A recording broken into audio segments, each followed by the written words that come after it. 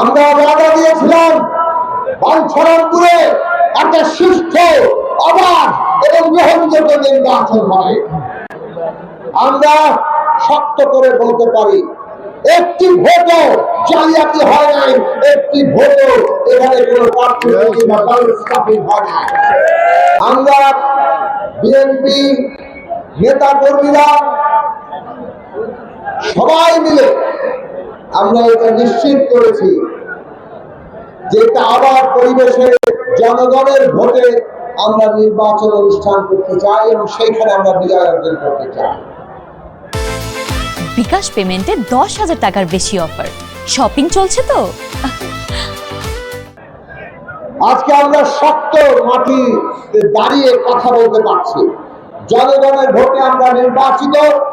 আমরা যেসব বাঞ্ছারামপুরের ভবিষ্যৎ নিয়ে কথা বলেছি সেগুলো জনগণের অনুমোদন পেয়েছে। কাজে সরকারের কাছে আমরা সেই দাবিগুলো জোরের সাথে তুলে ধরব। জনগণের ভোটে নির্বাচিত বিএনপির নেতৃত্বে যুগপৎ জোট সরকার, মাননীয় প্রধানমন্ত্রী জনাব তারেক রহমান শপথ গ্রহণের পরে অক্লান্ত পরিশ্রম করছেন কিভাবে তিনি তার নির্বাচনী অঙ্গীকার পূরণ করবেন। আপনারা শুনেছেন ফ্যামিলি কার্ড, কৃষি কার্ড, 10,000 টাকা সুদ সহ কৃষি ঋণ মওকুফ, ইমাম সাহেব, অন্যান্য ধর্মাবলম্বীদের পুরোহিতদের জন্য ভাতার ব্যবস্থা, সবগুলো ইতিমধ্যে এত দ্রুত কাজের মধ্যে তারা সরকার ঢুকছেন যে পাইলট আকারে প্রত্যেকটির বাস্তবায়ন দ্রুততম সময়ের মধ্যে শুরু হচ্ছে। বিএনপি গণসংহতি সহ আমরা একসাথে মিলে বাঞ্ছারামপুর গড়ে তুলব। আমরা কিভাবে ঐক্যবদ্ধ থাকতে পারি, আমরা কিভাবে একটা এমন রাজনৈতিক নেতৃত্ব তৈরি করতে পারি যারা জনগণের কাছে এমন শক্তি নিয়ে হাজির থাকবে যে কোনো অপশক্তি আর মাথা চাড়া দিয়ে উঠতে পারবে। খেয়াল করে দেখেন,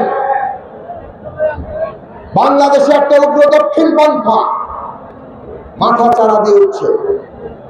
এই উগ্র দক্ষিণ পন্থা দেশের ভালো চায় না। একদিকে যেমন জাতিবাদী ফাঁসিবাদ আমরা মোকাবেলা করেছি, আজকে ধর্মের কোন নাম নিয়ে কোন ফাঁসিবাদও আমরা সহ্য করব না। যদি সেইটা আমাদের করতে হয়, আমাদের যে ঐক্য, বিএনপির নেতৃত্বে যে ঐক্য, সেই ঐক্য বজায় রাখতে হবে সারা দেশে। এবং সেই ঐক্য বজায় থাকলে আজকে বাংলাদেশকে একটা গণতান্ত্রিক বাংলাদেশ, সার্বভৌম বাংলাদেশ, সকলের ন্যায্য ভিক্ষা পাওয়ার বাংলাদেশ, ন্যায় বিচারের বাংলাদেশ হিসেবে আমরা তৈরি করতে পারবো। সেই কাজটা আমরা একসাথে করব।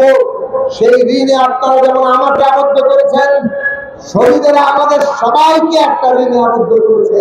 আমরা যা করার জন্য প্রতিশ্রুতি দিয়েছি সেটা আমরা সফলভাবে সবাই মিলে করব।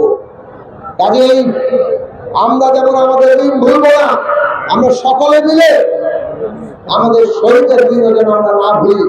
আমরা তাদের আকাঙ্ক্ষিত বাংলাদেশটা গড়ে তোলার জন্য আমাদের দিক থেকে যা করার সর্বাত্মকভাবে করি।